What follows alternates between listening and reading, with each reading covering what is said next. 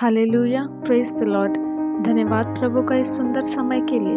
तो आज हम बाइबल के आधार पर आने वाले संकट के बारे में सीखेंगे।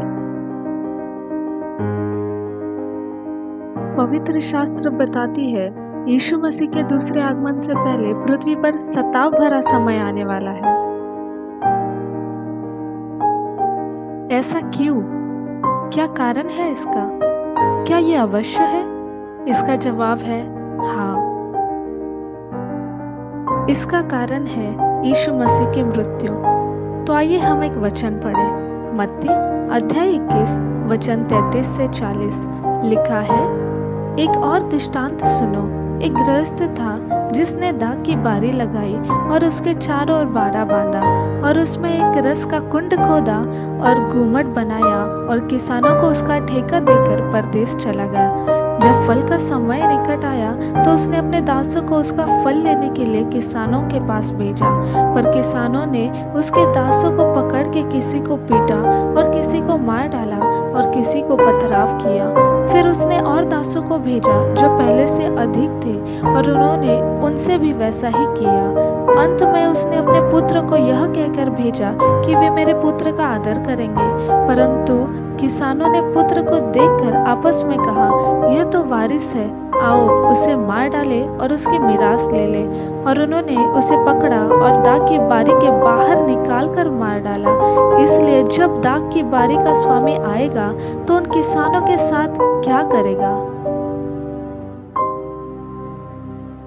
आपको क्या लगता है वो क्या करेगा? मत्ती अध्याय 21 वचन 41 में लिखा है, उन्होंने उससे कहा, वह उन बुरे लोगों को बुरी रीति से नाश करेगा और दाख की बारी का ठेका किसी और किसानों को देगा जो समय पर उसे फल दिया करेंगे। ये कब होगा? हम कैसे समझे कि ये अंत का समय है? क्या चिन्ह है उन दिनों के?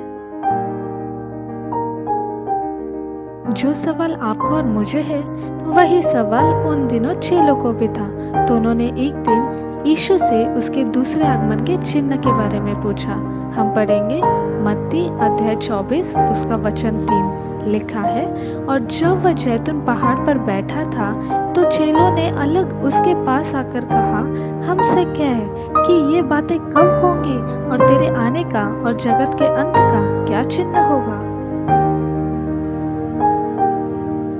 इस पर यीशु ने चेलों को क्या जवाब दिया, ये जानने के लिए हम पढ़ेंगे मत्ती अध्याय 24 वचन 4 से 12 लिखा है, यीशु ने उनको उत्तर दिया, सावधान रहो, कोई तुम्हें न भरमाने पाए, क्योंकि बहुत से ऐसे होंगे जो मेरे नाम से आकर कहेंगे कि मैं मसीह हूँ और बहुतों को भरमाएंगे।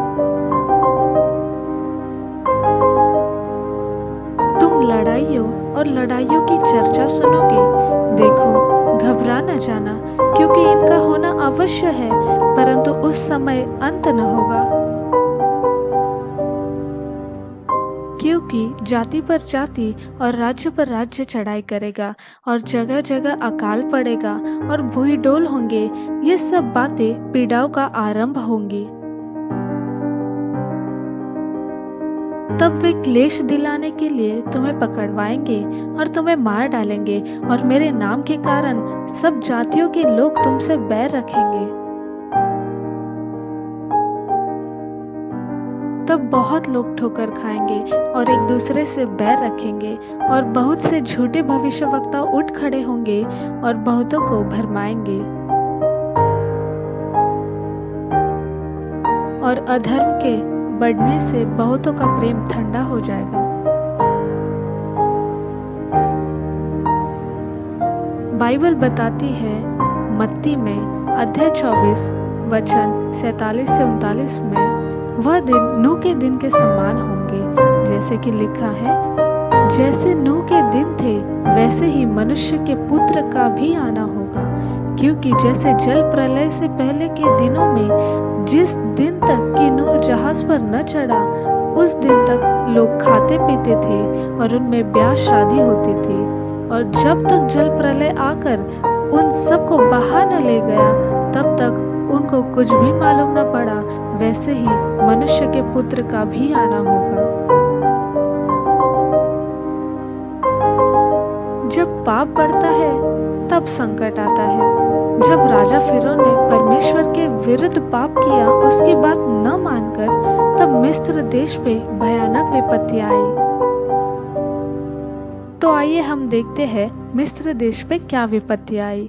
पहली विपत्ति, पानी लहू बन गया, जिसके लिए आप पढ़ सकते हैं निर्गमन अध्याय 7 वचन 14 से 25।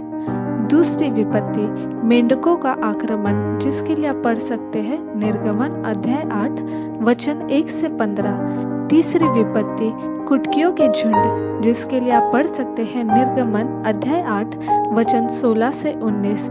चौथी विपत्ति, डासों के झुंड, जिसके लिए आप पढ़ सकते हैं निर्गमन अध्याय 8 वचन 20 से 32। और पांचवी विपत्ति, पशुओं की मौत, जिसके लिए आप पढ़ सकते हैं निर्गमन अध्याय 9 वचन 1 से 7।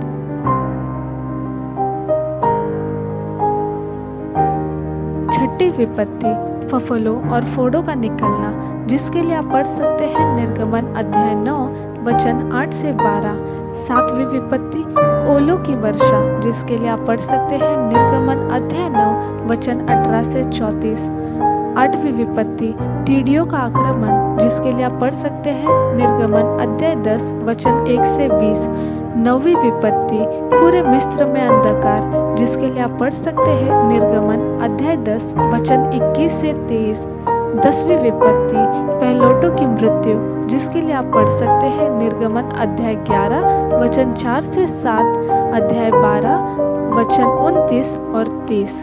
तो कुल मिला के 10 विपत्तियां उस समय पर मिस्र पर आई थी, आज्ञा न मानने के कारण।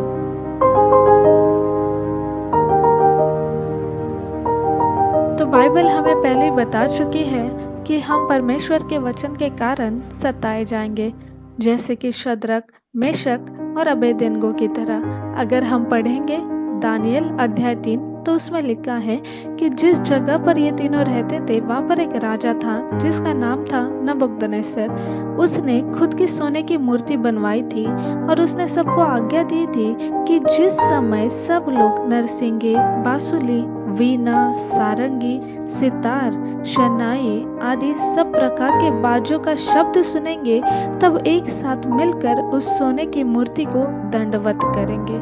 लेकिन शद्रक, मेशक और अबेदनगो ये तीनों परमेश्वर के भय में चलने वाले लोग थे। इन तीनों ने उस मूर्ति को दंडवत नहीं किया। इसी कारण नबूकदनेस्सर राजा ने इन तीनों को आग की भट्टी में डाल दिया। लेकिन जब आग की भट्टी में आग बढ़ गई तो उस राजा ने और सभी लोगों ने देखा कि आग में शद्रक, मेशक और अबेदनगो के साथ कोई और एक व्यक्ति है। लेकिन आग में तो 3 ही लोग डाले थे, लेकिन वहां पर 4 लोग मौजूद थे और वो चौथा कोई और नहीं, लेकिन परमेश्वर खुद उनके साथ था।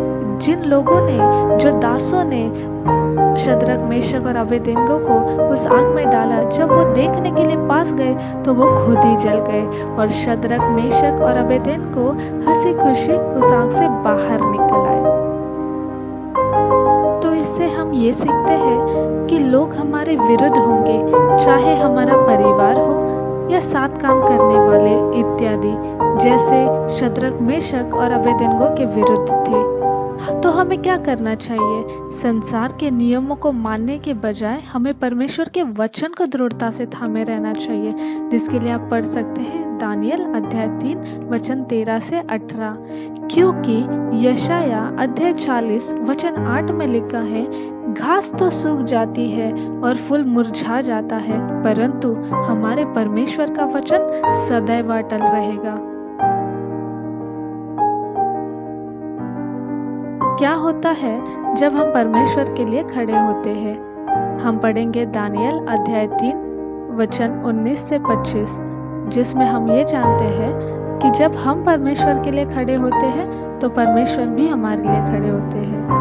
हम पढ़ेंगे प्रकाशित वाक्य अध्याय 2 वचन 10, जिसमें लिखा है, जो दुख तुझको झेलने होंगे उनसे मत डर, क्योंकि देखो शैतान तुम में से कितनों को जेल खाने में डालने पर है। ताकि तुम परखे जाओ और तुम्हें 10 दिन तक क्लेश उठाना होगा। प्राण देने तक विश्वासी रह तो मैं तुझे जीवन का मुकुट दूंगा।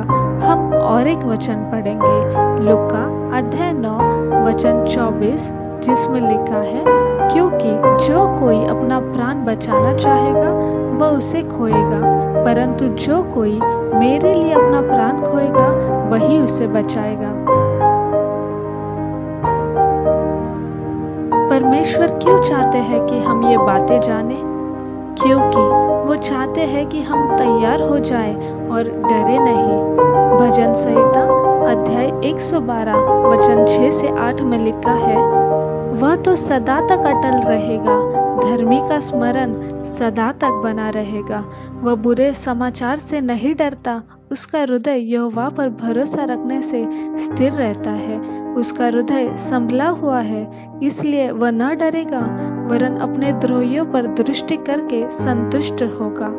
हम और एक वचन पढ़ेंगे, आमोस अध्याय 3 वचन 7 में लिखा है, इसी प्रकार से प्रभु यहोवा अपने दास भविष्य वक्ताओं पर अपना मर्म बिना प्रकट किए हुए कुछ भी न करेगा। इस वचन का मतलब यही है कि जो कुछ परमेश्वर आने वाले दिनों में करना चाहते हैं वो उससे पहले अपने भविष्य वक्ताओं जो उसके दास हैं उनके ऊपर पहले प्रकट करेंगे, जो उसने पहले ही कर दिया है। तो अब तक हमने जो भी सीखा है उसके द्वारा परमेश्वर हमें क्या संदेश देना चाहते हैं, उसके लिए हम पढ़ेंगे मत्ती अध्याय 10 वचन 16 से 18। लिखा है, देखो मैं तुम्हें भेड़ों की नाई भेड़ियों के बीच में भेजता हूँ, सो सांपों की नाई बुद्धिमान और कबूतरों की नाई भोले बनो। परंतु लोगों से सावधान रहो, क्योंकि वे तुम्हें महासभाओं में सौंपेंगे और अपनी पंचायत में तुम्हें कोड़े मारेंगे। तुम मेरे लिए हाकिमों और राजाओं के सामने उन पर और अन्य जातियों पर गवाह होने के लिए पहुंचाए जाओगे।